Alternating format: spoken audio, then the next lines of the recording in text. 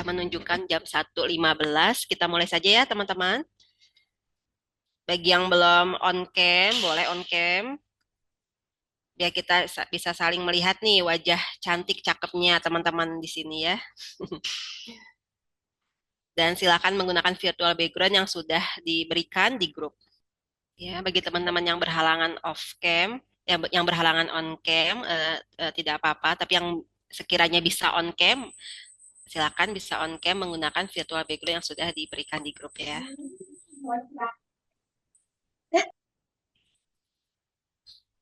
Oke, kita mulai ya teman-teman. Assalamualaikum warahmatullahi wabarakatuh.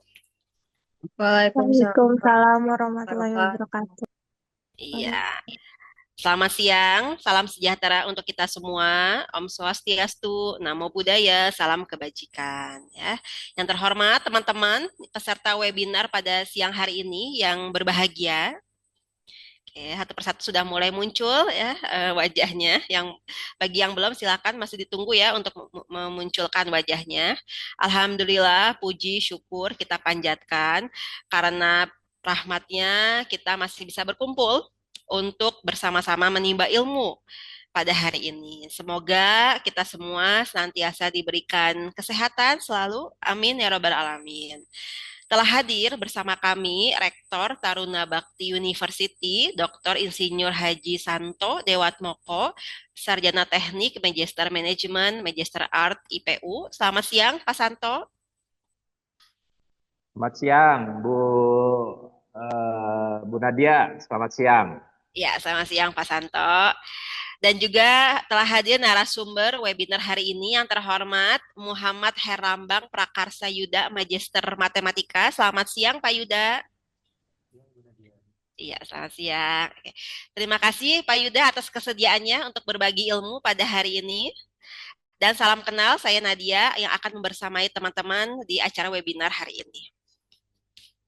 Webinar ini diselenggarakan oleh Prodi Sarjana Sains Data Taruna Bakti University dengan mengusung tema Mengenal Sains Data untuk Pemula, penerapan di dunia rumah sakit. Ya, jadi bagaimana menerapkan sains data di area rumah sakit, di bidang kesehatan. Berikut susunan acara pada siang hari ini. Yang pertama diawali dengan pembukaan yang sudah kita bersama lalui. Selanjutnya ada sambutan dari Rektor Taruna Bakti University. Setelah dari sambutan Pak Rektor, kemudian akan masuk ke materi, ke kegiatan intinya, yaitu pemaparan materi oleh narasumber. Selanjutnya ada diskusi dan tanya jawab. Kemudian ada pemaparan informasi penerimaan mahasiswa baru oleh Humas Taruna Bakti University dan akan ditutup diakhiri dengan penutup. Oke, ya, kita masuk ke rangkaian acara berikutnya yaitu sambutan dari Rektor Taruna Bakti University, Dr. Insinyur Haji Santo Dewatmoko, Sarjana Teknik, Magister Manajemen, Magister Art, IPU. Kepada Pak Santo Dewatmoko dipersilahkan. Terima kasih Bu Nadia. Yang kami hormati Pak Yuda, terima kasih atas kesempatannya dan juga terima kasih atas kontribusinya ya. Yang kami hormati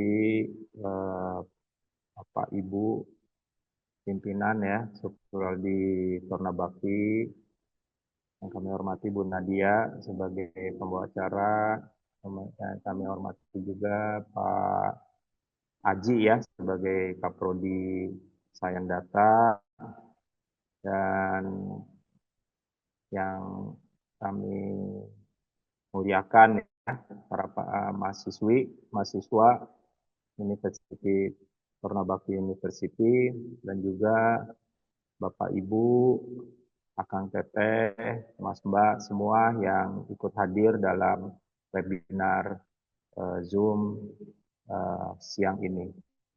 Assalamualaikum warahmatullahi wabarakatuh. Salam sejahtera untuk kita semua. Om Swastiastu, salam budaya, salam kebajikan. Puji syukur kita panjatkan kehadirat Allah Subhanahu wa taala yang telah memberikan kesempatan dan juga memberikan kesehatan ya buat kita semua untuk bisa hadir dalam webinar ini. Tentunya banyak sekali dan kami harapkan dapat mengambil ya pelajaran dari yang akan di-sharing oleh Kang Yuda ya, Pak Yuda atau Kang Yuda tentang sebagai praktisi di Science Data, apa saja sih yang sebetulnya dari Science Data ini perlu kita pelajari dan apa saja yang bisa kita dapati bila kita mempelajari materi dari Science Data ini. Science Data ini memang program studi yang baru begitu ya di Taruna Bakti University karena kita melihat bahwa peluang dan juga prospek ke depan untuk para mahasiswa dan juga untuk para praktisi ya ke depan itu akan sangat dibutuhkan kemampuan dari masing-masing individu menguasai materi ini. Kemudian ya mudah-mudahan dengan sharing dari Kang Yuda ini, Pak Yuda ini pada rekan-rekan mahasiswa, pada adik-adik mahasiswa semua, dan juga mungkin di sini juga calon mahasiswa baru dari Ternabak University akan memperkaya ya pengetahuan dan dunia bisnis. Khusus sangat dasar dalam pemenuhan kehidupan kita sehari-hari ya, kesehatan itu menjadi dasar dari kehidupan kita.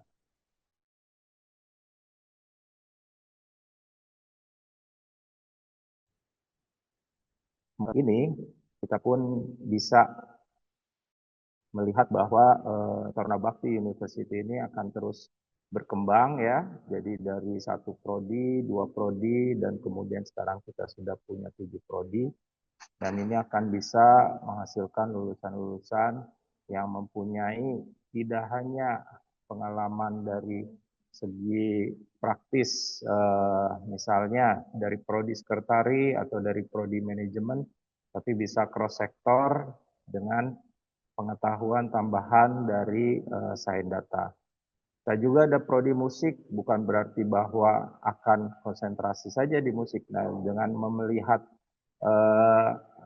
mendapat informasi ataupun mendapat pengetahuan tentang Science Data, bisa jadi bahwa data-data dari musik tersebut juga bisa dikembangkan begitu ya. Nah, jadi Science Data ini aplikasinya tidak hanya untuk satu pengetahuan yang narrow tapi ya atau yang sempit, tapi ini adalah satu pengetahuan yang luas yang bisa diaplikasikan kepada berbagai pengetahuan ataupun berbagai profesi.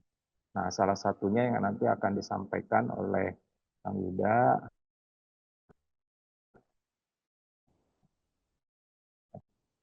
atau Pak Yuda adalah ya, terima kasih Pak Yuda yang sudah akan memberikan pengetahuan kepada rekan-rekan adik-adik mahasiswa semua, dan terima kasih kepada panitia dan juga seksi sibuk ya dari webinar ini.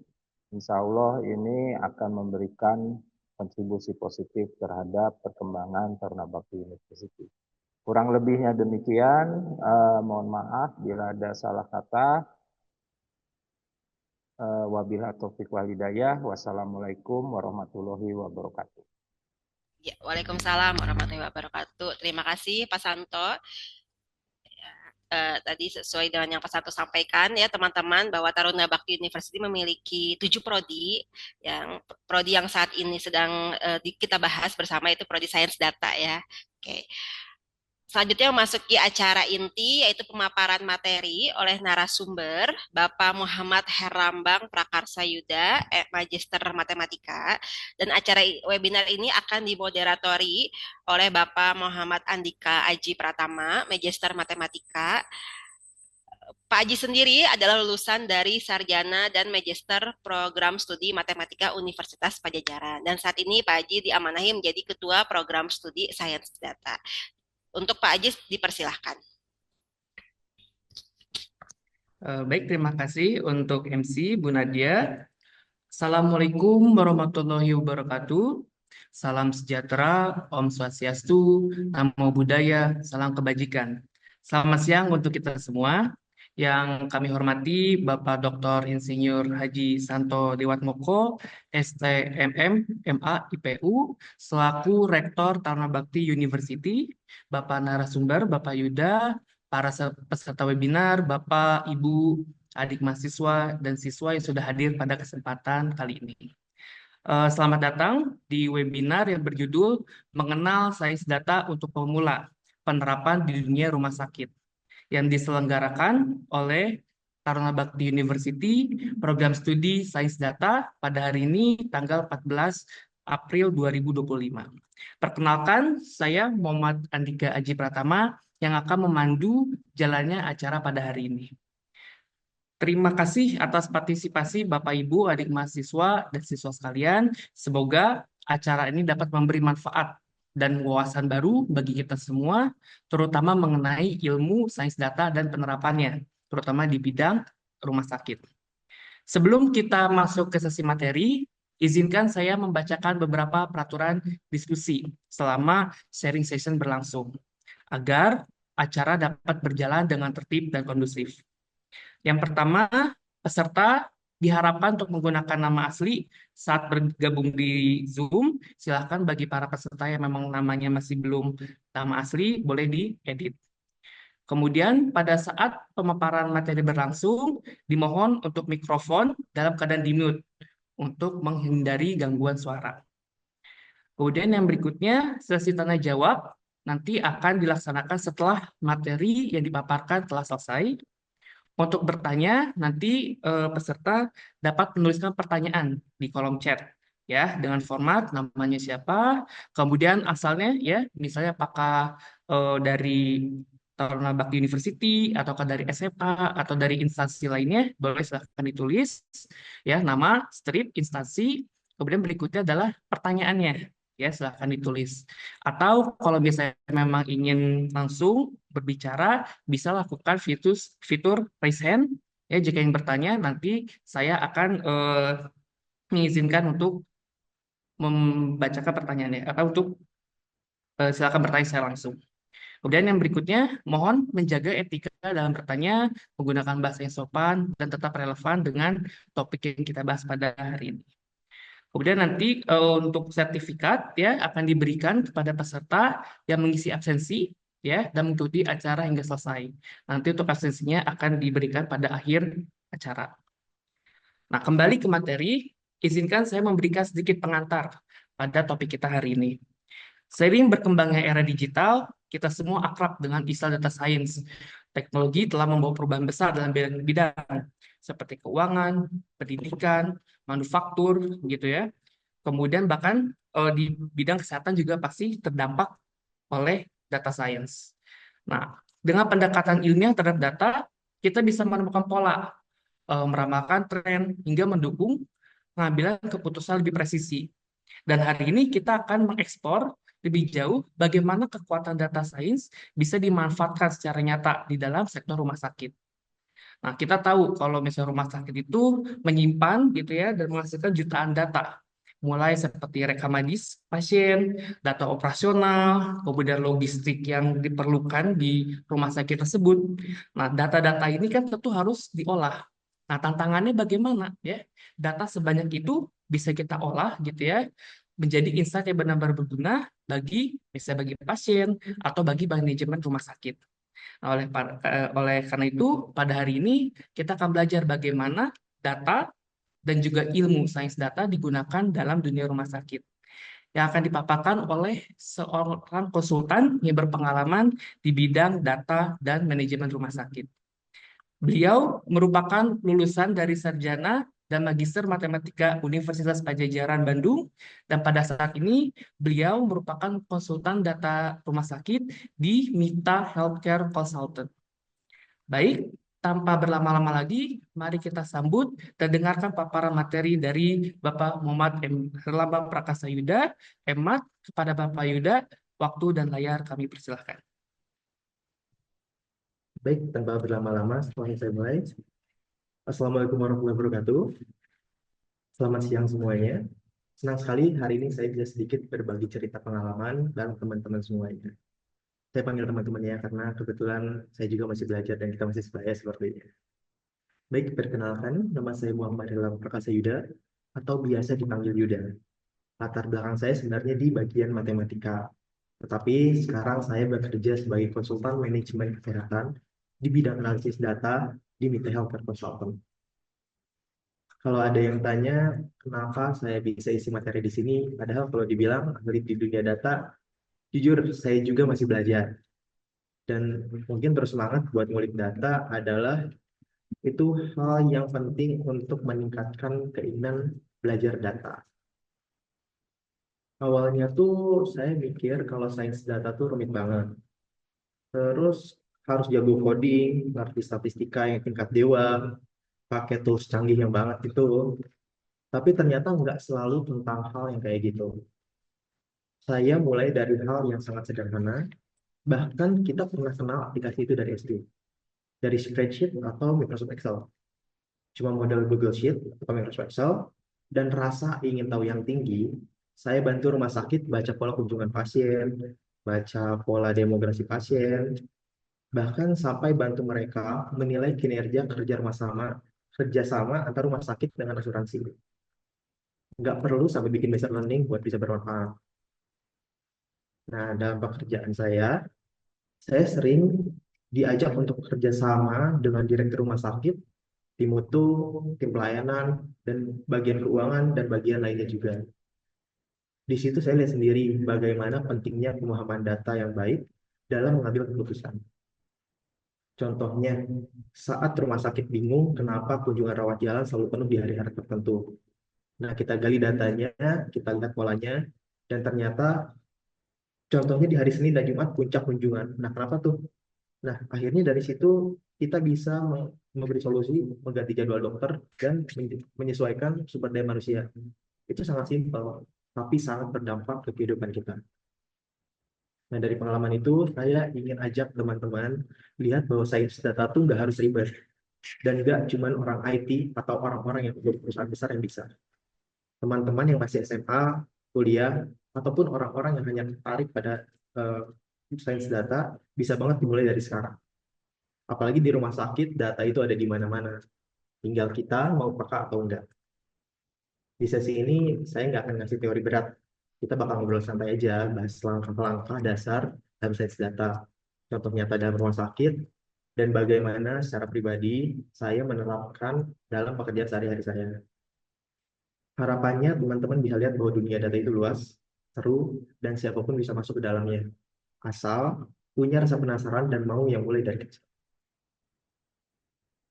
Baik, selanjutnya sebelum lebih dalam, saya mau kasih gambaran dulu nih tentang alur obrolan kita pada hari ini. Biar teman-teman nggak bingung, ini sebenarnya mau dibawa kemana nih bahasan.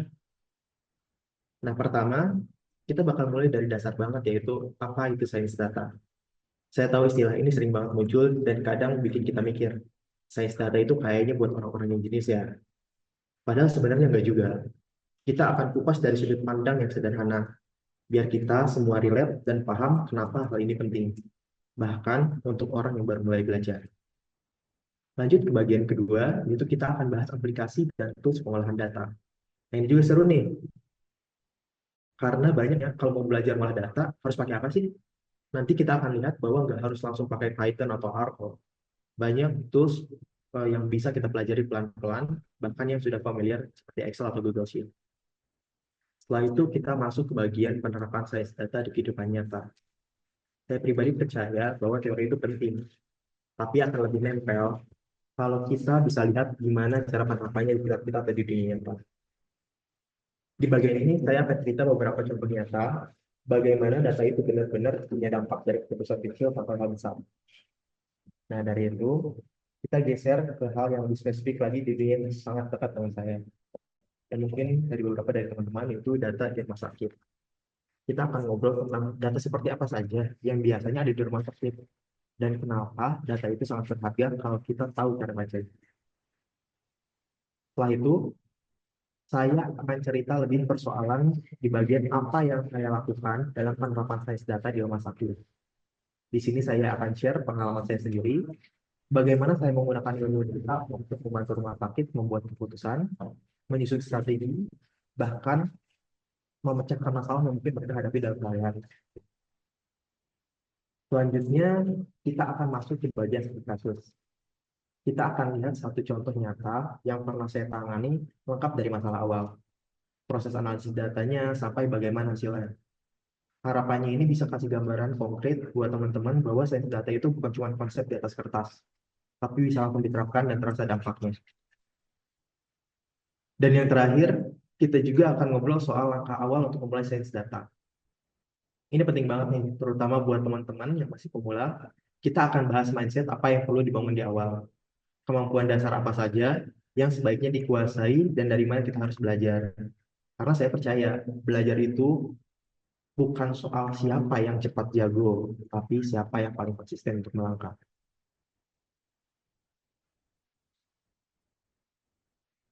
Ini teman-teman kedengarkan suara saya? Atau kurang kencang? Ya, mohon maaf untuk suaranya nih dari laptop saya. Tapi apakah terdengar untuk suara dari narasumber? Jelas, jelas. Oh, jelas ya. Oke, baik. Oke ya. Terima kasih. Tapi kalau misalnya memang merasa kurang ini bisa di ini ya. Oh, baik. Nah, kita lanjutkan ya. Nah, sekarang kita masuk ke topik pertama, yaitu apa sih sebenarnya sains data itu? Kalau kita dengar istilah data science atau sains data, mungkin bayangannya itu langsung rumit ya. Yang kayak codingannya ribet, algoritmanya matematis, komputer canggih, dan istilah teknis yang bikin kita mundur duluan. Tapi sebenarnya data itu sederhana dan dekat sama kehidupan kita sehari-hari. Enggak pakai ini aja. Ya, kemudian sains data secara sederhana adalah proses untuk mengubah data menjadi informasi yang bermanfaat supaya kita bisa mengambil keputusan yang lebih baik. Jadi bayangin, mohon maaf, Terdengar, Pak. teknis. Baik, kita lanjutkan ya. Oke, sains data secara sederhana adalah proses untuk mengubah data menjadi informasi yang bermanfaat supaya kita bisa mengambil keputusan yang lebih baik. Jadi bayangin aja data itu bahan-bahan mentah kayak beras, sayuran. Nah, sains data itu untuk proses masaknya. Bagaimana dari bahan mentah kita bisa jadi makanan yang enak kayak nasi goreng, capcay, apapun itu makanan-makanan yang enak yang awalnya. Nah, kalau di sains data itu yang awalnya cuma kumpulan angka bisa berubah menjadi wawasan, insight, bahkan solusi. Di dalam dunia nyata, data itu bisa datang dari mana saja. Bahkan bisa tahu momen paling optimal untuk publish konten biar engagement-nya maksimal. Misalnya pada pakai sosial media jam 9 malam nih, oh kita upload-nya jam 9, jadi followernya nambah, like-nya banyak, dan lain sebagainya. Nah, kemudian tentu di rumah sakit. Data di rumah sakit itu membantu kita memahami misalnya contoh tren kunjungan, distribusi penyakit, efektivitas layanan, dan efisiensi operasional. Kita bisa tahu layanan mana yang paling padat, jam berapa pasien datang paling banyak, kemudian klaim asuransi mana yang paling sering ditolak, bahkan proyeksi kebutuhan SDM untuk kedepannya kita bisa olah dengan data. Dan banyak lagi sebagainya, bukan hanya dari poin-poin, bukan hanya dari bidang-bidang tertentu saja. Nah, dari semua contoh tadi, bisa kita lihat bahwa sains data itu bukan soal angka-angka saja, tetapi tentang bagaimana kita mengubah angka itu jadi dasar untuk mengambil keputusan yang lebih strategis dan juga berdampak nyata. Sains data itu membantu semua sektor untuk bergerak lebih cerdas, lebih tepat sasaran, dan lebih efisien karena sesuai dengan data. Nah, sekarang kita masuk yang lebih spesifik nih. Mungkin sering saya olah itu ya, yaitu data di rumah sakit. Mungkin banyak yang belum tahu, tapi sebenarnya rumah sakit itu kaya banget akan data. Dan menariknya sebagian besar data itu bukan hanya angka, tetapi juga sebuah cerita-cerita tentang pasien, proses penyembuhannya seperti apa, keputusan-keputusan medis yang diambil, kemudian bahkan tentang bagaimana rumah sakit itu dikelola dari hari ke hari. Nah, ini ada dua nih, ada EMR sama SIM-RS. Kita ngomongin EMR dulu nih. EMR atau Electronic Medical Record ini bisa dibilang adalah jantungnya data medis. EMR ini adalah sistem pencatatan digital yang menyimpan semua riwayat medis pasien. Bayangin nih, kalau dulu kita punya map tebal berisi kertas-kertas rekam medis, sekarang semuanya sudah dikemas dalam bentuk digital. Jadi, di dalam EMR ini, kita bisa menemukan informasi seperti riwayat kesehatan pasien, hasil diagnosis dokter, tindakan pengobatan yang diberikan, hingga catatan kontrol dan follow-up yang dilakukan. Contohnya, begitu seorang pasien datang ke IGD, keluhannya langsung dicatat nih. Habis itu dilakukan pemeriksaan, muncul hasil lab atau röntgen mungkin atau tekanan darah dan sebagainya, itu masuk ke MR. Nah, nanti saat dokter memberikan diagnosis dan meresepkan obat, itu juga bisa dicatat di sistem. Semua tindakan medis dari awal pasien masuk hingga pasien keluar, itu bisa kita telusuri jejaknya melewati MR. Dan ini bukan cuma berguna untuk dokumentasi aja ya, tapi juga sangat penting untuk koordinasi antara tenaga medis. Dokter jaga malam, yang bisa kita lihat apa yang dilakukan dokter jaga siang sebelumnya, dan keputusan medis bisa dilakukan lebih cepat. Nah, kalau EMR itu kita fokus pada aspek medis, ada satu lagi nih sistem yang lebih luas cakupannya, yaitu SIM-RS atau Sistem Informasi Manajemen Rumah Sakit. SIM-RS ini nih ibarat tulang punggung dari operasional rumah sakit. Karena nggak cuma data medis yang dikelola, tapi juga semua proses manajemen yang lainnya. Bayangin aja nih, SIM-RS ini kayak satu dashboard besar yang integrasiin berbagai fungsi kayak pengelolaan pasien, jadwal, absensi staf, keuangan rumah sakit, logistik, inventaris, sampai bahkan laporan dan manajemen strategi. Misalnya, pas pasien masuk, bagian administrasi input data ke SIM-RS. Saat pasien diperiksa, oleh dokter tuh rekam medis masuk ke MR yang terhubung. Nah, terus obat diresepkan. Nah, nanti apotek tuh otomatis dapat notifikasi dengan stok obat yang terupdate. Begitu pasien pulang, itu nanti akan ada billing atau tagihan langsung yang disusun berdasarkan semua tindakan atau proses yang dilakukan dari awal hingga akhir tadi. Nah, nggak cuma itu nih, bagian keuangan juga bisa langsung berapa nih tagihan yang dibayar, kemudian berapa yang di cover BPJS, atau mungkin biaya yang masih tertunda. Nah, semuanya itu dari awal sampai akhir semuanya saling terhubung. Dan data dari CMRS ini nggak cuma berhenti di situ. Misalnya bagian manajemen bisa melihat grafik tingkat hunian kamar, dokter bisa mengevaluasi pola penyakit yang muncul, dan bagian pengadaan itu bisa memantau kapan stok logistik harus diisi ulang dan kapan harus keluar. Jadi bukan cuma menyimpan data, tapi juga untuk memberikan insight pengambilan keputusan di berbagai level, baik pun medis, operasional, maupun tingkat strategis. Nah, dari sini kita bisa lihat betapa pentingnya pengolahan data di rumah sakit. Karena setiap data yang tercatat itu punya dampak langsung. Bisa untuk menyelamatkan nyawa, meningkatkan pelayanan, menghindari kesalahan medis, sampai memastikan bahwa rumah sakit itu berjalan dengan efisien dan berkelanjutan. Nah, selanjutnya nih apa yang saya lakukan dalam penerapan sains data di rumah sakit. Dalam praktiknya, saya sebagai konsultan di bidang manajemen rumah sakit, lebih tepatnya di bagian penerapan sains data, itu tidak dilakukan secara sembarangan. Prosesnya itu mengikuti alur kerja yang sistematis, yaitu 5 tahap tadi yang sudah dijelaskan, ada obtain, scrub, explore, model, dan interpret. Nah, di slide ini itu kita fokus ke 2 tahap pertama nih, yang menurut saya adalah fondasi paling penting dalam semua analisis. Yang pertama nih, obtain, mengumpulkan data berdasarkan kebutuhan. Tahap ini tuh adalah langkah awal di mana kita mulai menggali data dari rumah sakit. Tapi dari pengalaman saya itu bukan asal ambil data ya. Semua harus didasari pada tujuan dan kebutuhan perbaikan. Jadi biasanya proses dimulai dengan melakukan diskusi intens bersama konsultan yang lebih ahli di rumah sakit seperti dokter ataupun direktur-direkturnya, entah itu dari sisi pelayanan, keuangan, mutu, atau mungkin bidang-bidang lainnya. Tujuannya sangat jelas, memahami masalah apa yang sedang dihadapi rumah sakit dan data seperti apa yang dibutuhkan untuk menganalisisnya. Setelah kebutuhan data terpetakan, saya lalu membuat template pengumpulan data menggunakan Google Sheet. Nah, template ini tidak asal buat nih, tapi disesuaikan dengan struktur data dan memudahkan analisis untuk nantinya. Baik itu dalam format tanggal, mungkin kategori data seperti apa, hingga satuannya kita tentukan seperti apa. Nah, kemudian template ini tuh dikirimkan ke rumah sakit untuk diisi sesuai dengan data operasional mereka. Kadang-kadang proses pengisian ini juga melibatkan komunikasi bolak-balik ya, karena tidak semua rumah sakit familiar dengan format standar analisis yang kita berikan. Tapi itu adalah bagian dari proses supaya ke depannya mereka bisa lebih terbiasa menyusun data secara rapih dan lebih terstruktur. Kemudian, di poin nomor 2 itu ada scrub atau membersihkan dan menyesuaikan format data. Setelah data dikumpulkan, masuklah kita ke tahap yang seringkali paling makan waktu nih, membersihkan data. Atau biasa kita sebut sebagai data scrubbing. Kenyataannya di lapangan, tidak semua rumah sakit bisa langsung mengisi template yang udah kita buat. Beberapa malah hanya mengirimkan file Excel atau mungkin laporan dalam format yang mereka buat sendiri.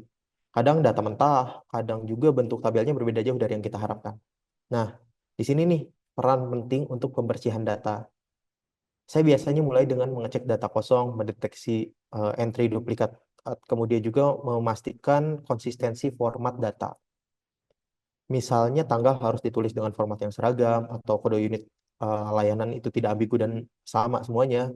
Bahkan kadang ada kasus di mana satu rumah sakit itu menulis nama unit dengan ejaan yang berbeda. Itu untuk hal yang sama. Mungkin hurufnya beda satu atau mungkin hurufnya hilang. Itu sangat sulit untuk dianalisis jika memang acak-acakan seperti itu. Kemudian setelah semua data dirapikan, barulah saya salin atau masukkan kembali data tersebut ke dalam template standar yang sudah disiapkan sebelumnya. Tujuannya apa? Agar data lebih mudah dibaca, diproses, dan dianalisis. Dengan format yang seragam, bukan hanya kita bisa bekerja lebih efisien, tetapi pihak rumah sakit juga bisa mulai belajar bagaimana seharusnya data dikelola secara baik. Nah, tahapan opt-in dan scrub ini memang kelihatannya teknis banget, tapi justru disinilah fondasi sains data itu dibentuk. Kalau data awalnya aja udah berantakan, maka hasil analisis kesananya itu bisa sampai menyesatkan. Nah, makanya saya selalu menaruh perhatian besar di dua langkah ini. Karena ini bukan hanya sekedar kerja teknis, tapi bentuk tanggung jawab agar data yang kita olah itu bisa benar-benar bermanfaat untuk perbaikan layanan rumah sakit. Nah, setelah tadi proses opt-in dan scrub selesai, atau alias datanya udah kumpul dan dibersihkan, saya masuk ke tahap berikutnya yaitu explore. Nah, di bagian yang ini cukup menyenangkan, mungkin karena di sini saya benar-benar ngobrol sama data. Emang kayak orang aneh, tapi emang benar ngobrol sama data. Saya di sini lihat pola awal kayak sebaran jumlah kunjungan pasien per bulan, mungkin per unit atau per jenis layanan. Dari sini mulai kelihatan hal-hal yang menarik yang bisa kita tindak lanjuti. Misalnya lonjakan kunjungan mendadak di bulan tertentu nih, atau unit konsisten tinggi jumlah klaimnya. Nah, tapi saya nggak berhenti di situ tuh. Hasil eksplorasi ini saya bawa ke diskusi lanjutan dengan para konsultan. Karena mereka lebih ahli kalau bilang rumah sakit. Kemudian itu mereka juga bisa bantu dan sharing untuk menjelaskan konteks dan pola-pola yang muncul. Misalnya saya nemu nih penurunan kunjungan rawat jalan di satu unit. Dari data sih kelihatan biasa aja, tapi setelah diskusi dengan konsultan, oh ternyata waktu itu memang lagi ada renovasi ruangan atau apa. Kemudian juga pernah juga nemu peningkatan klaim yang ditolak. Setelah ditanya, kenapa nih banyak yang ditolak? Ternyata karena perubahan regulasi dari BPJS yang belum tersosialisasi ke semua unit. Jadi tidak merata sosialisasinya. Itu kan teknis yang mungkin tidak bisa dilihat dari datanya, diskusi dengan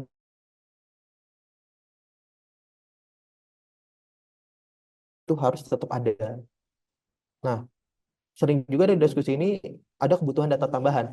Misalnya awalnya kita cuma minta data klaim nih, tapi ternyata kita juga perlu histori tindakan medis supaya bisa lihat ketertarikannya.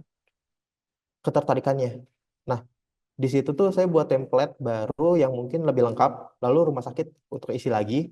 Jadi tahapan eksplorasi itu tuh sangat dinamis ya, nggak cuman kayak yang tadi disebutkan, tapi juga di sini tuh bisa memunculkan insight baru dan kebutuhan data tambahan secara terus-menerus sampai sesuai dengan kebutuhan yang ada. Nah, setelah eksplorasi cukup matang, barulah masuk ke tahap model. Tapi jangan bayangin nih, tahap model tuh susah banget itu, rumit atau gimana. Nah, karena kenyataannya dari pengalaman saya tuh, nggak semua data itu perlu dimodelkan secara prediktif. Kadang cukup disajikan dalam bentuk grafik tren atau tabel ringkasan saja, itu bisa sangat membantu pihak rumah sakit untuk mengambil sebuah keputusan. Contoh misalnya, grafik bore atau bed occupation rate. Itu tuh kita bisa membahas itu untuk menjadi diskusi lanjutan ke strategis dalam rapat-rapat pimpinan. Nah, tapi memang nih ada kalanya rumah sakit itu butuh proyeksi ke depannya. Misalnya mereka mau tahu nih, kalau tren kunjungan seperti ini terus berlanjut, bulan depan kira-kira pasien jumlahnya berapa nih? Atau mungkin kalau ingin nambah SDM, kira-kira dibutuhinnya berapa banyak? Nah, untuk keperluan seperti itu, saya pakai fitur prediktif yang sangat sederhana yang tersedia di Google Sheet, yaitu forecast atau trend. Jadi nggak perlu tools yang ribet dulu deh, karena yang penting bisa digunakan dan mengerti. Dan untuk modelnya sendiri sesuai dengan kebutuhan. Nah, kunci di tahapan ini tuh model dibangun harus dengan sesuai kebutuhan dan bisa langsung dipahami oleh pihak rumah sakit. Karena secanggih apapun modelnya, kalau nggak cocok buat datanya, jadi buat apa? Sia-sia aja. Nah, kemudian setelah eksplorasi dan visualisasi selesai, saatnya kita lanjut ke tahap yang paling penting, yaitu interpret atau interpretasi. Buat saya, disinilah nilai dari data itu benar-benar keluar atau berbicara. Karena sebaik apapun grafik atau model yang kita buat sebelumnya, kalau kita nggak bisa sampaikan dengan cara yang paling bisa dipahami dan ditindaklanjuti oleh pihak rumah sakit, ya sebenarnya percuma juga kalau interpretasinya kurang. Jadi di tahap ini tuh saya menyampaikan hasil analisis dengan bahasa yang sederhana, tetapi tetap kuat secara substansi atau datanya. Fokusnya bukan cuman nyajiin angka atau grafik, tapi kita juga menyampaikan insight, hal-hal yang mungkin belum atau nggak kelihatan sebelumnya, tapi bisa membuka wawasan baru untuk pihak manajemen. Nah, misalnya nih, saya bisa bilang dari data kunjungan pasien dan distribusi klaim, terlihat bahwa unit A punya potensi besar untuk dikembangkan lebih lanjut karena jumlah kunjungannya konsisten tinggi, tapi rasio klaim yang ditolak relatif rendah. Nah, dari insight seperti itu nih, saya bisa lanjutkan dengan rekomendasi strategis, bisa berupa saran penyesuaian alur pelayanan, mungkin penambahan sumber daya manusia, atau bahkan strategi komunikasi ke pasiennya. Semua itu disesuaikan dengan konteks dan kondisi rumah sakit. Tujuan akhirnya itu jelas, meningkatkan mutu pelayanan dan value institusi kesehatan atau institusi rumah sakit secara keseluruhan.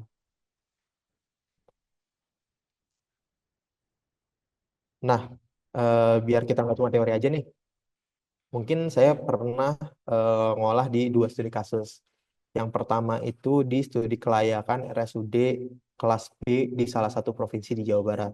Di situ saya bantu sebagai seorang data analis. Karena peran saya itu adalah menyusun dan mengolah data sebagai sumber data, sebagai sumber di mana data pelayanan, SDM, keuangan, hingga kebutuhan alat dan infrastruktur. Nah, hasil analisis ini itu digunakan untuk menilai apakah rumah sakit ini layak naik kelas dan bahkan bisa sustain secara operasional. Ini proses yang cukup dan bahkan sangat kompleks ya. Tapi sangat menarik karena semua elemen rumah sakit itu harus diukur dan dilihat keterkaitannya. Jadi kayak cuma data A, data B, data C, tapi data A, B, dan C itu bagaimana bisa kita hubungkan. Nah, kemudian yang kedua, saya terlibat juga dalam proses konsultasi strategi marketing di rumah sakit swasta kelas B Provinsi Riau, terutama dalam konteks kerjasama dengan pihak asuransi kesehatan. Tugas saya itu menganalisis data kunjungan dan klaim pasien asuransi, lalu mengidentifikasi nih peluang yang bisa dimanfaatkan oleh rumah sakit. Misalnya saya tunjukkan data bahwa ada pola penurunan kunjungan dari pasien asuransi tertentu. Lalu kita coba telusuri nih, kenapa hal ini bisa terjadi. Dan saya bantu buatkan rekomendasi perbaikan alur alur komunikasi mungkin atau mungkin alur pelayanan seperti apa agar bisa meningkatkan jumlah kunjungan tadi. Dari 2 kasus ini saya makin yakin nih bahwa sains data itu bukan soal angka, tapi soal bagaimana kita bisa membantu rumah sakit melihat eh, kita bisa bantu rumah sakit melihat diri mereka sendiri jadi lebih jernih dan mengambil langkah yang nyata untuk tumbuh dan berkembangnya rumah sakit. Nah, ini ada studi kasus nih, studi kasus yang pernah saya lakukan untuk strategi marketing asuransi rumah sakit A. Baik, eh, kalian bisa lihat di slide ini tuh ada data dummy ya. Jadi meskipun tampilannya lengkap, sebenarnya ini bukan data asli. Karena seperti kita tahu, data rumah sakit itu sangat-sangat sensitif dan tidak bisa sembarangan kita sebarluaskan. Jadi pada data ini tetap disusun berdasarkan pengalaman saya menangani proyek serupa, jadi masih sangat relevan untuk dibahas. Yang pertama itu kita mulai dari tabel yang paling atas. Ini menunjukkan bahwa jumlah kunjungan pasien rawat jalan per bulan rumah sakit A itu selama 3 tahun terakhir. Nah, tapi jangan bayangin data ini tuh langsung tersedia dalam bentuk tabel seperti ini. Enak banget kalau kayak gitu ya. Nah, aslinya jauh lebih kompleks nih. Proses awalnya itu saya mulai dengan mengumpulkan data kunjungan dari berbagai sumber data. Ada yang dari layanan rawat jalan, rawat inap, IGD, bahkan kadang dapatnya itu data per unit seperti klinik jantung, poli anak, dan lain sebagainya. Nah, data ini tuh biasanya disimpan dalam sistem yang berbeda-beda. Beberapa rumah sakit sudah pakai SIM-RS atau EMR. Tapi tidak jarang juga masih ada rumah sakit yang pegang data tuh secara manual atau Excel manual, bahkan ada yang tulis tangan. Kaget kan di tempat momen seperti ini, di zaman digital seperti ini. Tapi ya seperti itu di lapangan.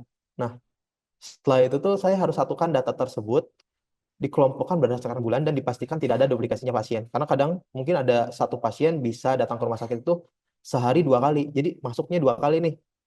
Nah, tapi dia cuma berobat sekali. Itu kan duplikat ya jatuhnya. Nah, kita harus bersihkan seperti itu. Barulah dari proses ini muncul angka-angka per bulan seperti yang ditampilkan pada tabel ini. Kemudian tujuannya itu supaya kita bisa melihat tren apakah ada bulan-bulan tertentu yang kunjungannya tinggi, apakah ada penurunan tajam di bulan tertentu, dan yang paling penting, apa penyebabnya dan apa strategi yang bisa kita lakukan. Kemudian lanjut ke bagian tengah nih. Ada salah satu bagian yang sering jadi fokus strategi rumah sakit, yaitu belanja asuransi. Nah, mungkin dari teman-teman sendiri tuh bertanya-tanya nih, apa sih yang dimaksud dengan belanja asuransi? Jadi gini nih, ketika pasien datang ke rumah sakit, salah satu pertanyaan paling awal yang ditanyakan adalah, apakah menggunakan asuransi swasta, BPJS, atau mandiri? Nah, dari jawaban itu kita bisa lihat kelompok pasien berdasarkan jenis penjaminnya.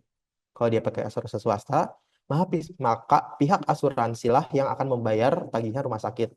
Nah, kalau bisa pakai BPJS, berarti dibayar oleh BPJS. Kalau mandiri, ya dibayar langsung oleh pasien atau sendiri. Nah, selanjutnya belanja asuransi itu, yang kita maksud ini total nominal uang yang dibayarkan oleh masing-masing asuransi ke rumah sakit sebagai pembayaran atas layanan kesehatan yang diberikan oleh rumah sakit. Jadi istilah belanja ini bukan kayak belanja jajan ya, tapi lebih ke jumlah transaksi atau nilai ekonomi yang masuk dari asuransi. Nah, misalnya kalau asuransi A menyumbang 1.000 pasien dengan total tagihan 100 juta, berarti belanja asuransi 100 juta. Kalau asuransi B bawa 500 pasien tapi 200 juta, ya belanja pasiennya 2 kali lipat, yaitu 200 juta. Ini tuh penting untuk dianalisis karena rumah sakit itu bisa melihat asuransi mana sih yang volume pasiennya besar tapi nilai belanjanya kecil. Atau mungkin asuransi mana sih yang mungkin pasiennya sedikit tapi spend atau belanjanya itu sangat tinggi. Ini bisa jadi peluang kerjasama yang lebih lanjut. Nah, dari data ini tuh saya ambil dari bagian billing atau klaim rumah sakit. Biasanya berupa list pasien, jenis penjaminnya, dan total biaya yang dikeluarkan untuk tiap kunjungannya. Analisis sederhana tapi berdampak. Nah, tabel bawah nih adalah tabel analisis yang sederhana. Ini mungkin saya coba sederhanakan dalam bentuk yang lebih mudah dipahami, terutama untuk para manajemen rumah sakit ya. Mungkin nggak punya banyak waktu untuk baca tabel-tabel yang di atas itu, tabel 1 dan kedua. Analisis pertama itu presentasi kunjungan asuransi. Saya hitung dengan cara simpel. Simpel banget, jumlah kunjungan per asuransi dibagi dengan total kunjungan pasien di tahun tersebut. Karena data di atas itu per bulan, jadi kita jumlahkan semuanya, di sum, lalu kita bagikan seperti itu. Nah, di sini kita bisa tahu nih asuransi mana sebenarnya yang kontribusinya paling besar terhadap volume pasien di rumah sakit. Lalu saya juga hitung rata belanja per tahun untuk tiap asuransi. Kalau ini karena data yang dirapikan ya, jadi caranya gampang banget nih. Tinggal pilih atau tulis average dari rata belanja masing-masing tahun. Nah, ini tuh bisa bikin membuka mata banget dari informasi ini. Mungkin contohnya ada asuransi D nih misalnya, punya rata belanja yang paling cukup stabil dan tinggi, tetapi pasiennya yang berarti pasiennya loyal dan biaya per pasiennya itu besar. Kemudian asuransi H, meskipun kontribusinya kecil, ternyata spend per pasiennya tinggi. Ini bisa jadi sinyal bahwa ada segmen premium yang belum tergarap secara maksimal. Atau mungkin ada juga penurunan tajam dari tahun ke tahun pada asuransi tertentu. Ini bisa jadi karena layanan rumah sakit dirasa kurang sesuai oleh pihak asuransi, dan itu bisa diperbaiki. Nah, intinya dari kumpulan data yang awalnya tersebar dan tidak beraturan, kita bisa olah menjadi satu rangkaian informasi yang sangat strategis. Rumah sakit bisa menggunakan hasil ini mungkin untuk menentukan fokus kerjasama dengan asuransi tertentu, menyesuaikan layanan atau administratif agar lebih ramah bagi pasien asuransi, atau bahkan menyusun ulang strategi pemasaran dan juga positioning rumah sakit terhadap kelompok pasien tertentu. Semua ini berangkat dari data yang sederhana. Asal dikelola dengan cermat dan dianalisis dengan pendekatan yang tepat, ini sangat bagus untuk ke depannya. Oke, di bagian ini ada hasilnya nih. Eh, yang tadi data kunjungan terus data asuransi di rumah sakit A itu sebenarnya insight apa sih yang bisa kita ambil untuk pengambilan keputusan strategis rumah sakit? Yang pertama itu siapa mungkin yang paling banyak bawa pasien dan pemasukan. Kalau kita lihat nih dari grafik di bagian atas, kita bisa lihat 3 asuransi dengan jumlah kunjungan tertinggi. Yang pertama itu ada asuransi J, total kontribusinya 13,67%, asuransi E 11,81%, dan asuransi H itu 11,06%. Nah, artinya dari sisi volume pasien, 3 asuransi inilah yang paling banyak mengalirkan pasien ke rumah sakit. Tapi kalau kita geser pandangannya ke grafik yang bawah kanan, itu menunjukkan rata belanja asuransi. Ceritanya berubah total nih. Di sini yang jadi juara tuh bukan J, E, atau H seperti tadi tabel di atas, tapi A sebanyak belanja ratanya itu 642.000, asuransi I 664.000, kemudian asuransi C 541.000. Nah, jadi meskipun ada asuransi yang bawa pasien banyak, tapi belum tentu mereka menyumbang banyak secara nilai ekonomi. Nah, di interpretasinya ini dan data ini kita dapat melihat dua hal mungkin ya. Untuk saat ini kita ambil 2 hal menarik yang perlu disorot. Yang pertama itu asuransi I. Asuransi I ini memiliki rata belanja besar kedua, yaitu pertama lah ya. Besar pertama yaitu 664 ribu, tapi jumlah kunjungannya itu hanya 7,19%, yang paling sedikit dibanding yang lainnya. Nah, berarti artinya setiap pasien di asuransi itu datang dengan kebutuhan layanan yang bernilai tinggi, entah itu rawat inap, tindakan medis kompleks, atau mungkin penggunaan fasilitas premium lainnya. Nah, ini sebenarnya potensinya besar nih. Asuransi I punya daya beli yang tinggi, dan pasiennya bisa jadi berasal dari segmen yang loyal, yang mencari layanan premium. Kemudian poin 2, ini kebalikannya. Asuransi E itu menyumbang kunjungan tertinggi sampai 11,81%, tapi ratanya justru paling kecil, yaitu sekitar 207 ribu. Nah, bisa jadi pasien dari asuransi itu mengakses layanan dasar atau datang untuk mengontrol ringan dan obat. Bukan berarti ini buruk ya, tapi justru ini menunjukkan bahwa rumah sakit punya akses kuat ke segmen populasi yang besar dan juga rutin untuk layanan dasar. Namun rendahnya rata belanja per pasien perlu dicermati, bisa jadi peluang untuk mengembangkan layanan tambahan atau upselling seperti program medical check up, pengobatan preventif, atau edukasi layanan spesialis. Apa sih sebenarnya yang bisa dilakukan rumah sakit? Nah, dari temuan di atas, saya menyarankan 2 hal utama. Perkuat kerjasama dengan asuransi I, karena asuransi ini memiliki nilai belanja yang paling tinggi, dan juga dapat meningkatkan jumlah kunjungan pasien agar langsung berdampak pada kenaikan pendapatan rumah sakit. Caranya bisa melalui kolaborasi program khusus untuk pemegang polis asuransi I, kemudian penyesuaian layanan premium sesuai kebutuhan pasien segmen, atau mungkin menawarkan khusus seperti diskon medical check up, pelayanan fast track, atau kerjasama corporate. Yang kedua, jaga dan kembangkan hubungan dengan asuransi E. Meski rata belanjanya rendah, kontribusi volume pasien dari asuransi E sangat besar. Artinya, asuransi E punya peran yang sangat penting menjaga trafik harian rumah sakit tetap stabil. Tetapi, rumah sakit juga bisa meningkatkan rata belanja pasien asuransi E, misalnya dengan edukasi pasien tentang pentingnya layanan lanjutan, kemudian menawarkan paket tambahan seperti konsultasi gizi, fisioterapi, dan lain sebagainya, atau kerjasama program promotif dan preventif yang lebih komprehensif. Dengan 2 strategi ini berjalan beriringan, rumah sakit bisa mengoptimalkan balik dari sisi volume pasien maupun nilai transaksi per pasien. Dua-duanya penting kok untuk pertumbuhan jangka panjang. Nah, intinya data seperti ini bukan hanya untuk dilihat, tetapi menjadi bahan pertimbangan strategis. Karena Setiap angka di balik grafik itu mewakili semua manusia atau pasien dengan kebutuhan yang berbeda dan peluang kerjasama bisnis yang lebih dikembangkan, yang bisa dikembangkan lebih jauh. Kalau rumah sakit bisa membaca pola ini dan menyusun strategi yang tepat, bukan cuma angka kunjungan yang naik, tapi juga kualitas layanan dan juga keberlanjutan keuangan rumah sakit itu bisa meningkat secara signifikan. Nah, ini nih, sebelum terakhir nih, banyak orang yang mikir kalau mau belajar sains data itu harus jago coding, ngerti machine learning, atau bahkan bisa statistika tingkat dewa. Padahal itu semua nggak harus dilakukan atau dikuasai di awal. Justru, langkah-langkah paling penting itu adalah mulai dari dasar-dasarnya aja dulu. Apa sih yang termasuk ilmu dasar? Yang pertama, yang wajib banget nih, itu logika berpikir dan juga matematika dasar. Ini tuh kayak pondasinya banget. Karena kita nggak akan bisa menganalisis data atau belum terbiasa berpikir runut untuk memahami pola. Tenang aja nih, matematika ini tuh nggak harus yang kalkulus, aljabar, apa itu, bahkan sampai abstrak itu nggak harus sampai sedalam itu. Yang penting ngerti perbandingan, persentase, rata-rata, dan hal dasar lainnya yang sering banget muncul di kehidupan nyata. Nah, kedua, kemampuan menggunakan spreadsheet, entah itu Google Sheet atau Microsoft Excel. Ini alat yang sederhana tapi super powerful. Banyak pekerjaan analisis data termasuk di rumah sakit atau kantor-kantor biasa itu bisa dikerjakan dengan baik hanya dengan spreadsheet. Kalau sudah mahir di rumus dasar ini, bisa mainin grafik, itu udah nilai plus banget sih sebenarnya. Untuk selanjutnya mungkin bisa langsung ke R atau Python, itu terserah kembali kepada masing-masing. Ketiga itu kemampuan membaca grafik dan tabel sederhana. Kadang-kala nih data tuh udah disajikan dalam bentuk grafik, eh, grafik batang atau pie chart, tapi banyak nih orang yang bingung bacanya. Padahal kalau kita bisa memahami visualisasi data atau grafik tadi, kita tuh bisa selangkah lebih dekat menjadi decision maker yang andal. Nah, setelah itu ilmu dasar itu mulai dikuasai, kita pelan-pelan lanjut ke hal yang lebih kompleks. Tapi pertanyaan nih, belajar dari mana ya? Ada banyak banget sumber belajar. Nah, misalnya bisa dari akademi atau kuliah, bootcamp, atau mungkin pelatihan intensif. Misalnya nih, di sini nih, di Taruna Bakti University, mereka punya program studi data science yang ngebantu banget nih buat teman-teman yang pengen belajar data science dari nol. Materinya terstruktur, dosennya berpengalaman, kemudian juga pendekatannya tuh pasti step by step. Cocok banget untuk orang yang butuh bimbingan langsung. Kemudian ada buku.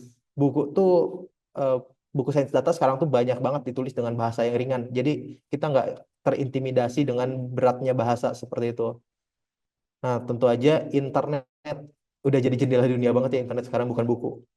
Nah, yang punya segudang tempat belajar gratis mungkin dari YouTube, artikel, podcast, atau mungkin komunitas online yang tempat kita bisa diskusi dan tanya jawab. Nah, intinya tuh jangan takut mulai. Sains data itu bukan tentang langsung jago, tapi tentang konsisten belajar dan paham satu hal kecil demi satu. Lama-lama semua juga bisa nyambung sendiri kok. Nah, mungkin itu tadi sedikit sharing dari saya tentang langkah-langkah memulai sains data ya. Harapannya teman-teman tuh jadi lebih paham bahwa untuk masuk ke dunia data science, kita tuh nggak harus langsung jago coding atau ngerti algoritma yang rumit.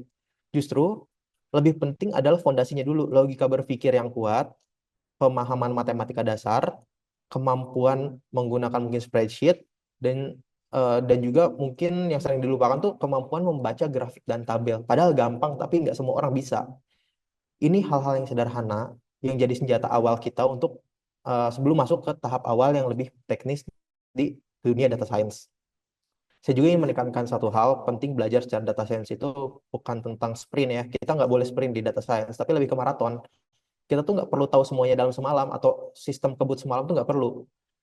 Kalau kita punya rasa penasaran yang tinggi dan konsistensi buat belajar sedikit demi sedikit, lama-lama nanti juga akan sampai kok pada level yang lebih tinggi lagi. Ingat juga, sekarang sumber belajar itu banyak banget, dari akademi, buku, internet, semua bisa jadi tempat belajar. Kalau teman-teman cari tempat yang terstruktur, bisa banget mulai dari pelatihan atau perkuliahan di sini, di Taruna Bakti University atau mungkin di lainnya. Di sana atau di sini tuh pembelajarannya itu nggak cuma teori, tapi langsung praktek. Dan diajarkan oleh orang-orang yang pasti punya pengalaman. Jadi proses belajarnya juga terasa hidup dan relevan sama dunia kerja nanti ke depannya. Nah, mungkin saya tutup nih sesi hari ini atau siang ini dengan satu kutipan dari W. Edward Deming yang menurut saya sangat mengena ya bagi saya dan pengingat juga buat kita semua. Tanpa data, kamu adalah seseorang dengan opini. Kita hidup di era yang penuh informasi dan kadang suara paling keras bisa lebih didengar daripada suara yang paling benar. Tapi kalau kita dengan data, kita bisa berdiri lebih kuat. Karena kita menyampaikan sesuatu bukan karena katanya atau gimana, tapi karena ini datanya. Jadi kita lebih kuat. Nah, terima kasih nih buat teman-teman eh, yang udah menyimak sampai akhir. Semoga teman-teman semua jadi makin semangat buat mulai belajar data science ya. Dan mungkin semoga suatu hari nanti kita bisa ketemu lagi nih, mungkin di sebagai sesama praktisi data ya, atau konsultan juga, siapa tahu kan. Nah, baik, dengan begitu mungkin saya Muhammad Helang Prakasa Yuda undur diri.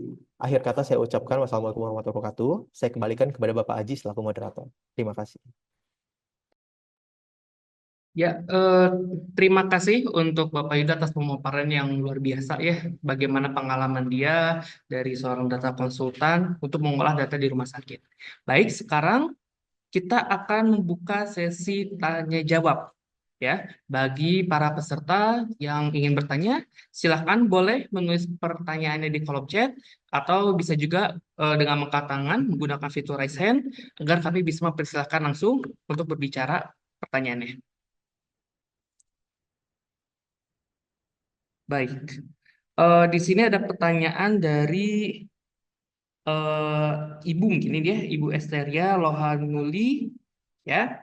Oke, saya akan bacakan pertanyaannya. Yang pertama, permisi Bapak, saya Esteria Rohani Sioduruk dari Sains Data ITERA. Izin bertanya, apakah IMR di rumah sakit sudah terintegrasi dengan sistem lain seperti laboratorium atau potek? Terima kasih Pak. Boleh, silahkan kita jawabnya satu saja pertanyaan ini dan juga lupa ya. Oke, baik, terima kasih. Untuk apakah EMR di rumah sakit itu sudah terintegrasi ya dengan sistem lain seperti laboratorium apotek, itu udah pasti. Biasanya sih kalau udah punya SIM RS itu terintegrasi karena nanti tuh dari eh, pasien sendiri kan akan ada kebutuhan labnya seperti apa, hasilnya seperti apa. Itu nanti akan ada hasilnya di SIM RS. Nah, kemudian untuk apotek sendiri kan itu ada gudang ya, gudang obat. Nah, di situ pasti terintegrasi karena untuk pemasukan obat atau misalnya pasien butuh obat apa, itu akan lebih mudah dan lebih langsung didapatkan. Seperti itu mungkin Ibu Esther. Boleh silahkan mungkin jika ingin direspon dulu. Ya, mungkin dari Ibu Esther, apakah sudah menjawab atau ada lagi yang ingin ditanyakan untuk diperjelas?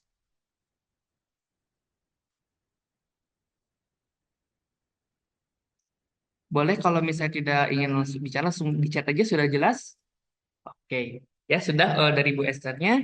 Baik, untuk pertanyaan kedua dari Abid Ahmad ya Pak Abid, izin bertanya, fundamental apa saja yang diperlukan untuk menjadi seorang data science yang profesional?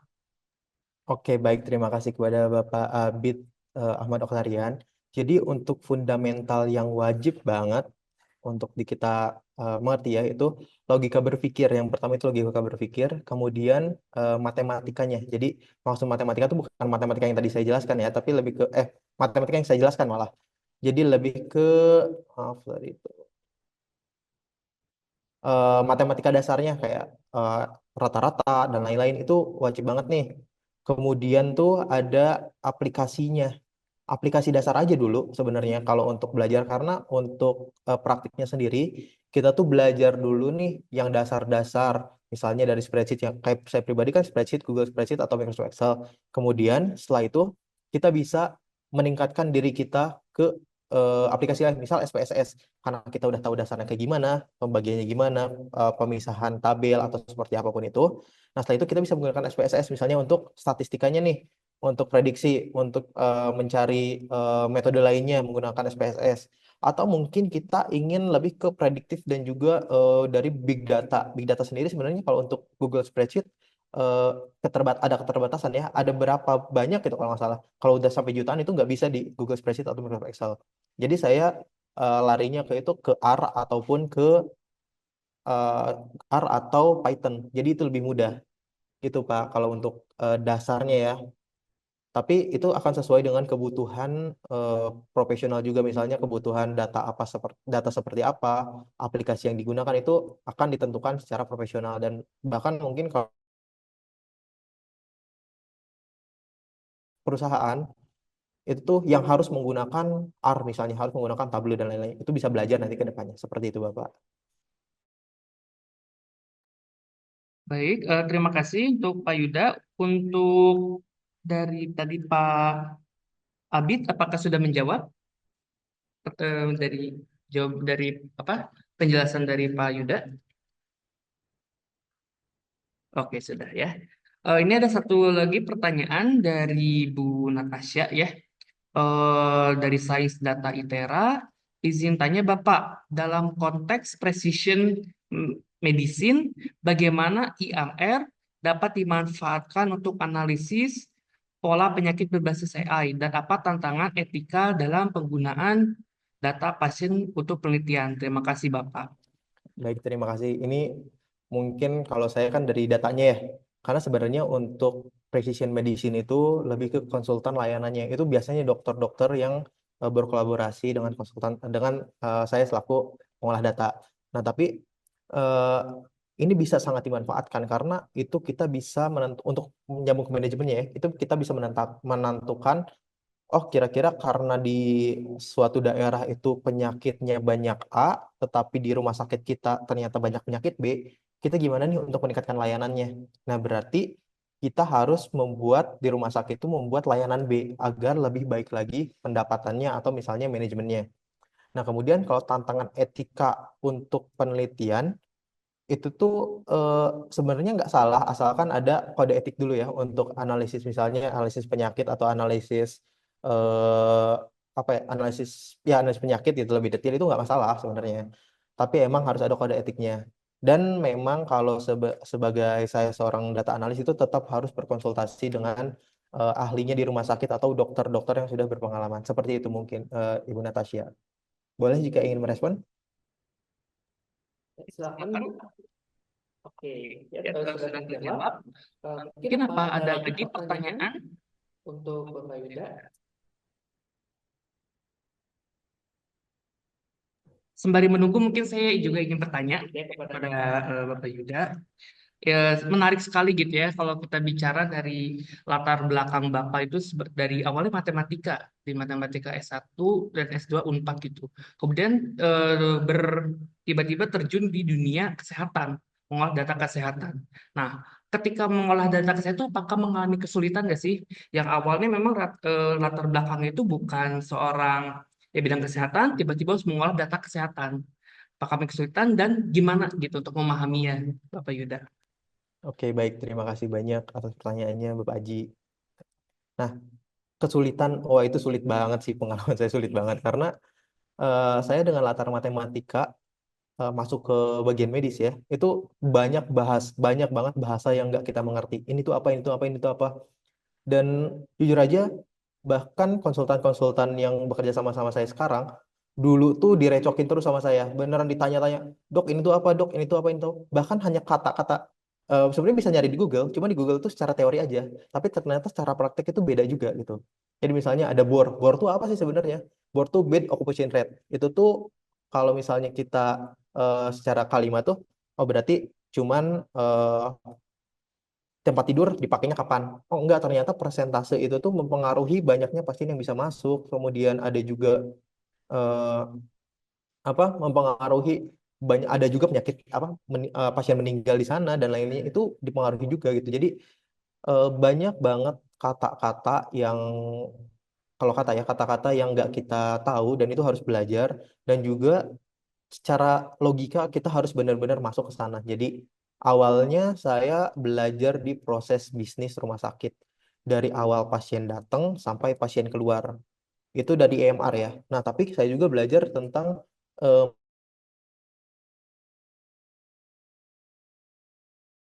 kemudian eh, kayak fisioterapi atau apanya dilakukan gitu ya. Kemudian juga obatnya kayak gimana, alurnya, pembayarannya kayak gimana sampai akhirnya keluar itu tuh nyambung banget dan itu harus belajar banget dari nol, benar-benar dari nol. Jadi saya harus penasaran juga dan harus mau belajar. Seperti itu mungkin Bapak Haji.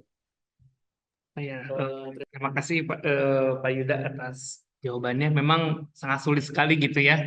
Saya membayangkan gitu ya, diri saya kalau jadi Pak Yuda gitu ya, dari lulusan matematika tiba-tiba kok harus mengerti tentang kesehatan. Tapi memang itu adalah satu tantangan gitu ya bagi seorang sains data gitu, karena ketika kita bicara data itu bukan hanya angka-angka, tapi angka-angka itu adalah ada artinya juga.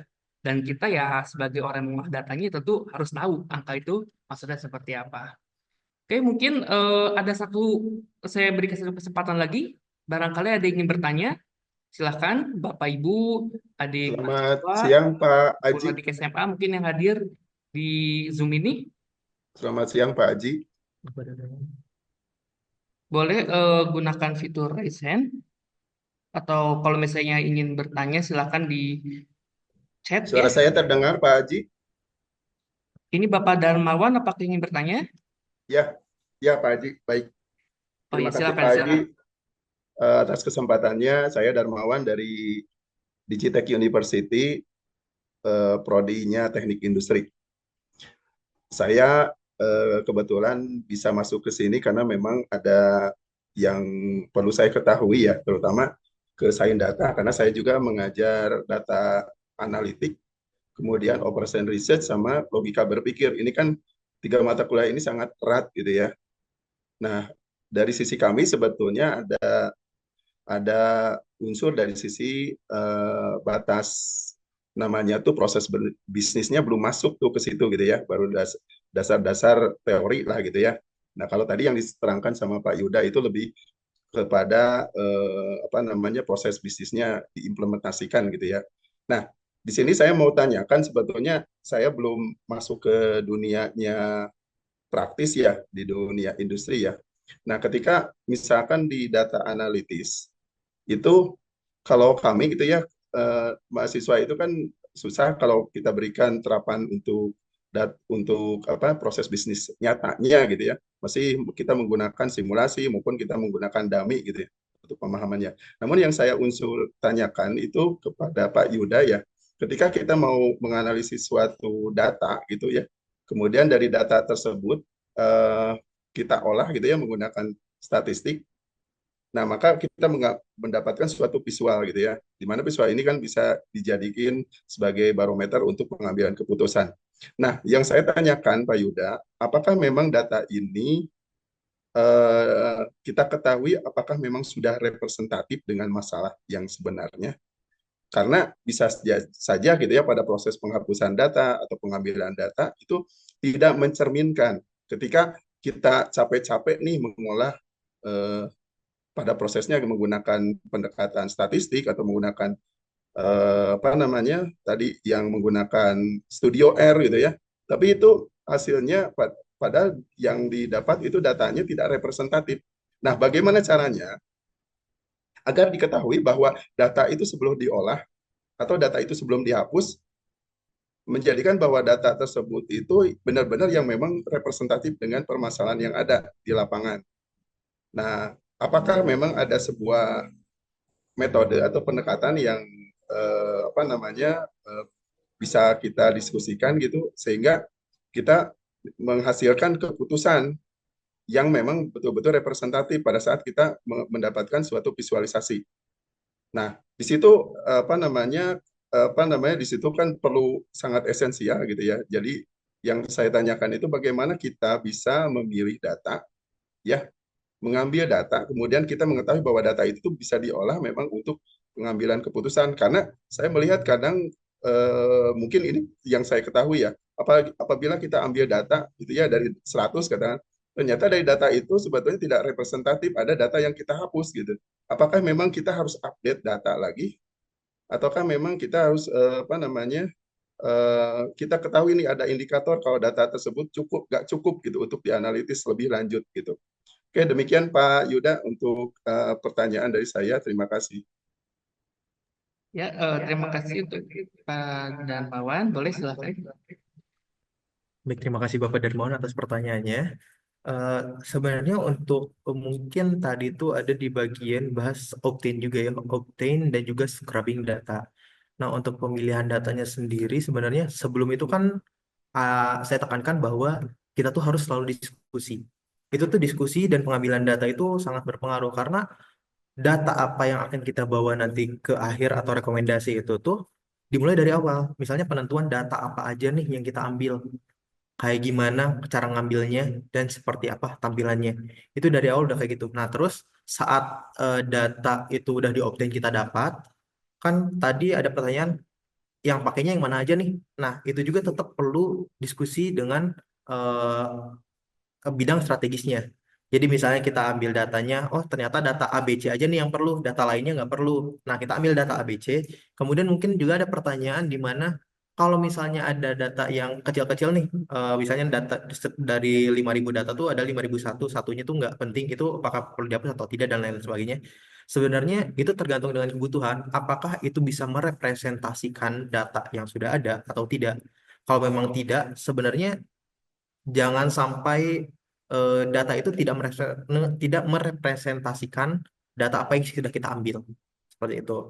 Nah, kemudian kalau misalnya pada tahap akhir, pada tahap apa tadi interpret ya, tahap interpretnya itu kembali lagi ke diskusi lagi. Karena kebetulan banyaknya itu orang data analis di praktisi ya. Orang data analis praktisi itu ya kita hanya menganalisis sesuai dengan data yang ada.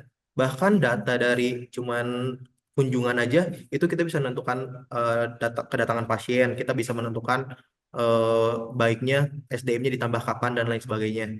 Itu tuh sebenarnya interpretasinya tuh kita bisa buatkan, tapi memang pada akhirnya sesuai dengan yang saya bilang ada nilai-nilai subjektif yang hanya bisa lebih didapatkan oleh ahlinya. Kalau di bidang saya itu konsultan ahli yang terjun langsung di rumah sakit selama berpuluh-puluh tahun.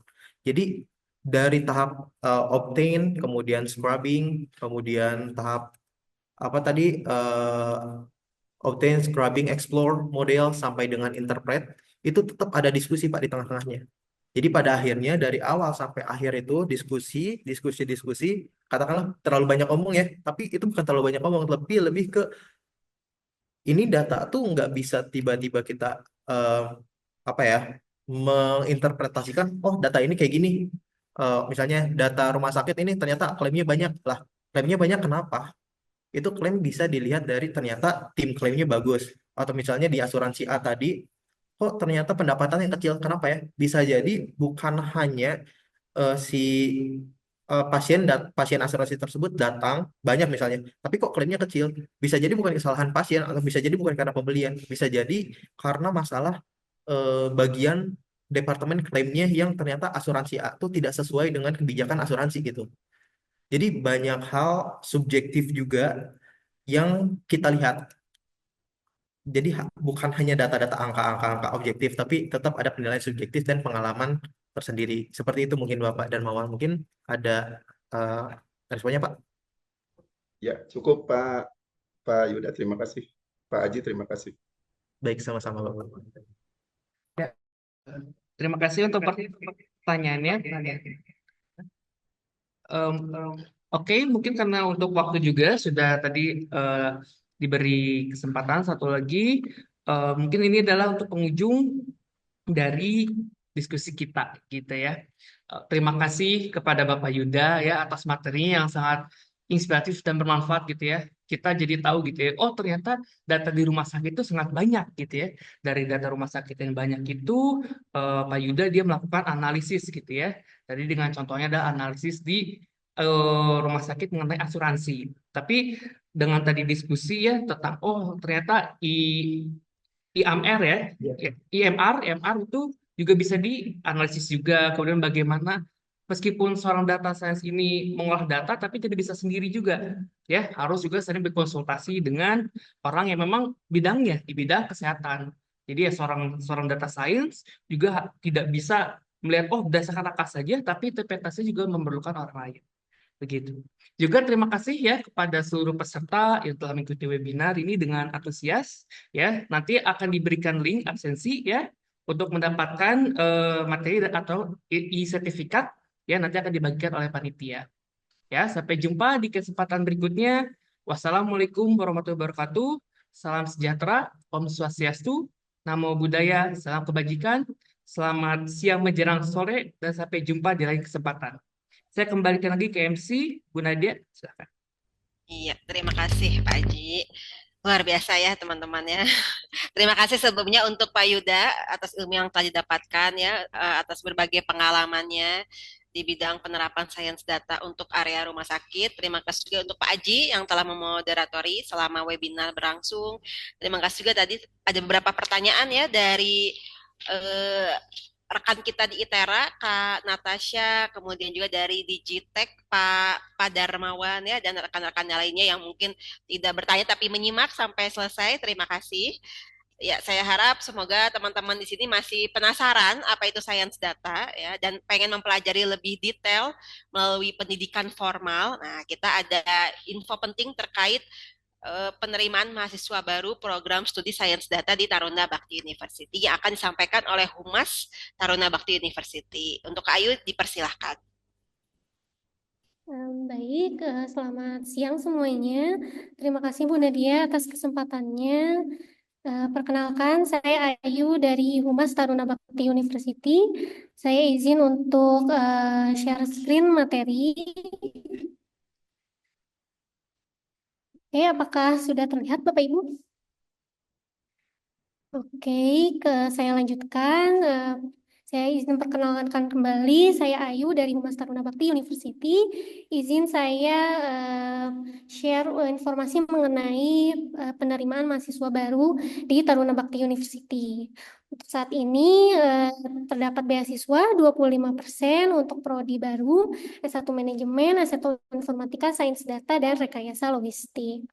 Untuk beasiswa 25% ini, jalurnya itu ada 5, ada jalur prestasi akademik dan non-akademik.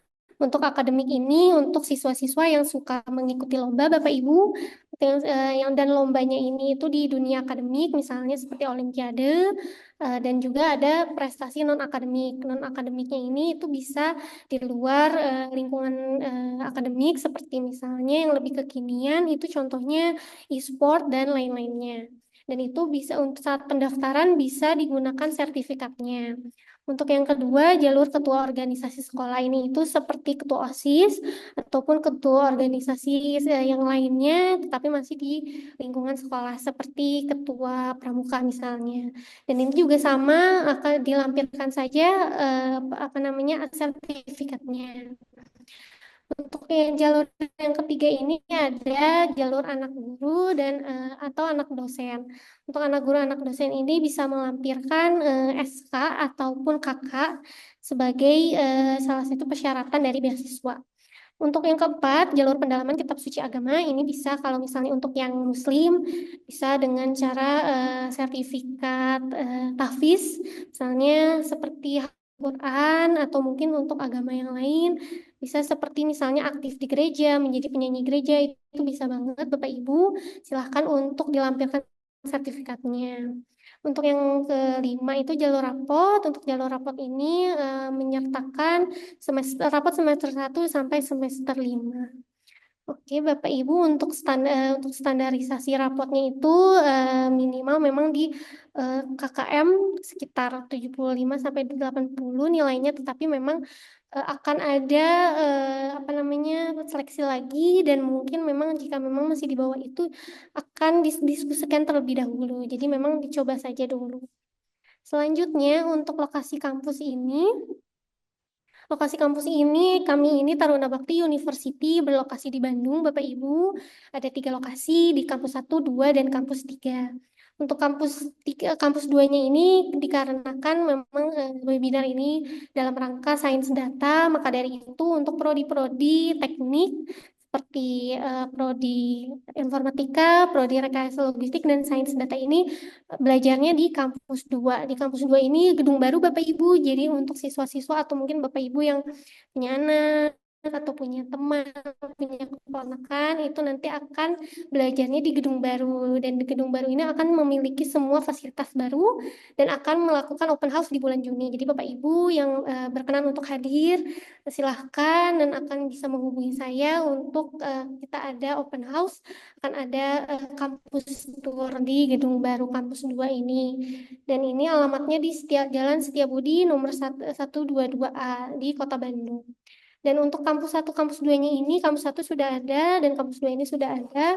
Kampus 1-nya ini berlokasi di Jalan Riau dan kampus 2-nya ini berlokasi di Jalan Suci. Kampus 1 untuk sebagai informasi itu sebagai untuk pembelajaran prodi, sekretari dan juga musik karena kami sedang melakukan renovasi untuk studio musik Bapak Ibu di kampus 1 dan kampus 2 itu untuk prodi musik. Selanjutnya untuk bisa berkomunikasi dengan saya, misalnya mau konsultasi terlebih dahulu, boleh hubungi saya di WhatsApp 0812 282 2336. Ini mohon maaf ada typo sedikit dan bisa langsung di-scan aja Bapak Ibu dan nomor saya kebetulan sudah ada di grup WhatsApp di webinar ini. Baik, sepertinya singkat saja materi saya, bisa langsung hubungi saya aja kalau misalnya mau berdiskusi terlebih dahulu. Saya kembalikan ke MC Ibu Nadia. Terima kasih. Terima kasih Kak Ayu ya atas informasi terkait beasiswanya. Silakan bagi teman-teman yang saat ini masih berstatus kelas 3 SMA atau teman-teman yang sudah lulus kuliah bisa merekomendasikan ke para saudaranya atau mungkin para tetangganya ya untuk belajar secara pendidikan formal yaitu program studi sarjana sains data. Oke. Dan juga teman-teman tidak lupa untuk selalu untuk kita follow ya, untuk kita tetap komunikasi.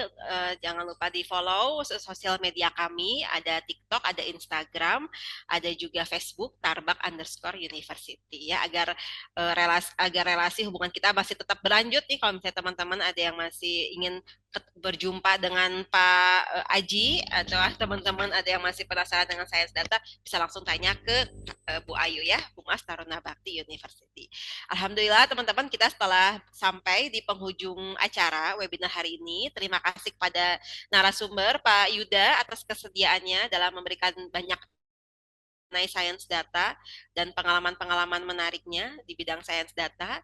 Terima kasih juga untuk moderator Pak Aji yang telah memandu diskusi bersama Pak Yuda. Terima kasih juga untuk Humas Taruna Bakti University yang telah menyampaikan beragam jalur beasiswa yang bisa dimanfaatkan oleh teman-teman ya, Kak Ayu. Terima kasih untuk teman-teman yang sudah hadir, yang sudah menyimak dari awal sampai akhir. Terima kasih banyak atas segala perhatiannya, atas segala pertanyaan-pertanyaannya ya. Tadi saya mengutip yang disampaikan oleh Pak Welling ya, yaitu kamu tanpa data, kamu hanya seseorang dengan opini. Nah, jadi teman-teman, semoga dengan kita telah mengikuti sharing session ini, kita semakin bijak dalam menyampaikan informasi yang berdasarkan data. Ya. Harta semakin hari akan semakin habis, tapi ilmu semakin hari akan semakin bertambah ya. Wassalamualaikum warahmatullahi wabarakatuh. Sampai jumpa di acara webinar berikutnya.